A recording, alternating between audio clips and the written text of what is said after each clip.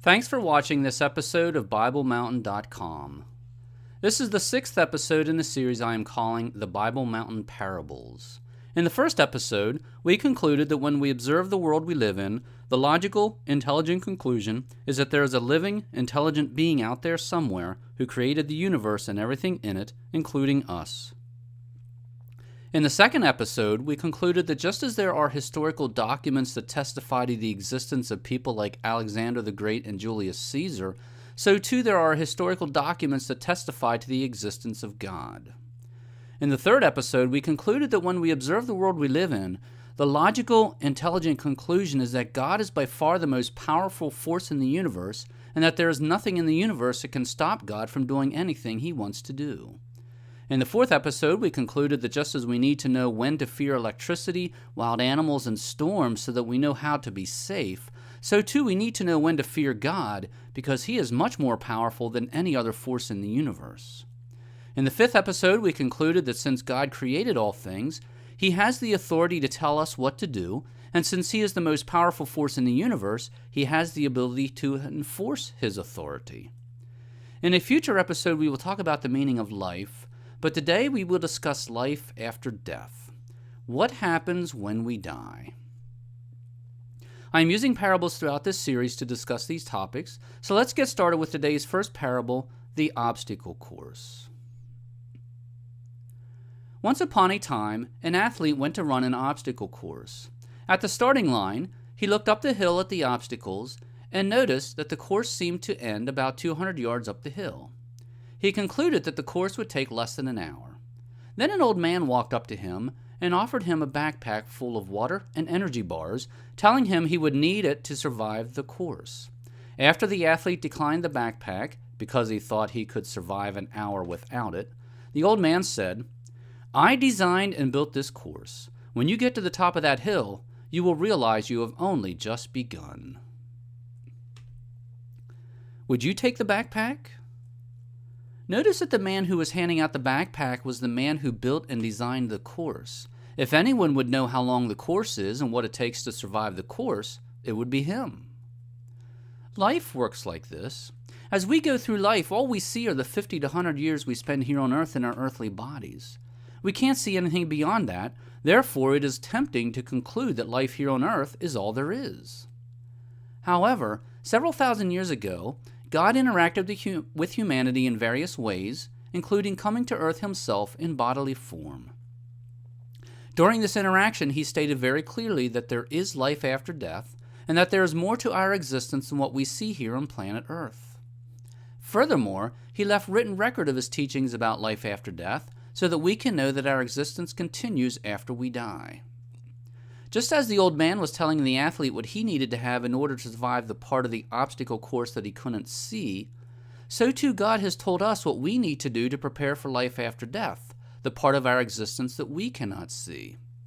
And just as the old man had the best knowledge about the course because he designed and built it, so too God has the best knowledge about life after death because He designed and created life.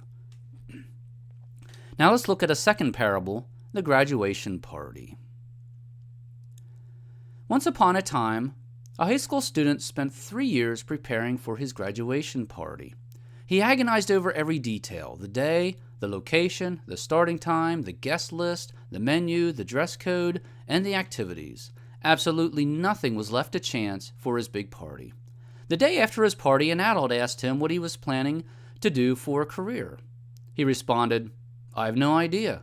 I have not given it any thought." This student had his priorities completely backwards. He put a lot of time and effort into preparing for an event that only lasted a couple hours, but he spent no time preparing for a career which would last decades.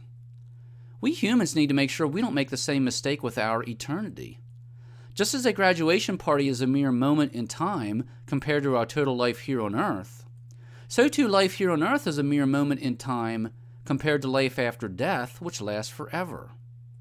And just as the student should have realized that preparing for a career was more important than preparing for a graduation party, so too we need to realize that preparing for eternity is more important than preparing for life here on earth.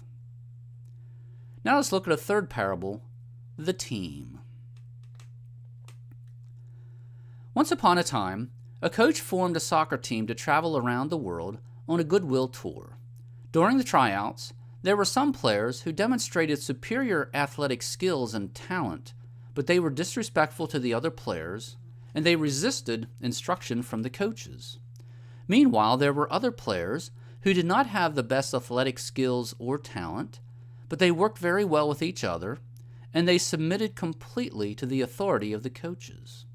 When it came time to choose the team, the coach chose the less talented players because he wanted players who would act like a team and who would be coachable and pleasant to work with. When athletes try out for a team, the natural assumption is that the coach will choose the players with the most skill and talent. However, in this instance, the coach valued teamwork more than athletic talent, so he chose the players who would work well together rather than the players with the most talent. He was able to do this because he was the one who formed the team, he was the coach, and he had the authority to decide which criteria to use to choose his players. Eternity works the same way. God is the creator of everything. He is the ultimate authority in the universe. He has the authority to establish the criteria that is used to determine our eternal destiny. God's criteria is simple. If we acknowledge God's existence and authority, and if we believe that God raised Jesus from the dead, then we will spend eternity in heaven with him. If we do not do these things, then we will spend eternity in a lake of fire. So what is the conclusion from all this? Once we realize that God exists and that he created us, then it follows that he knows better than anyone else what will happen to us after we die.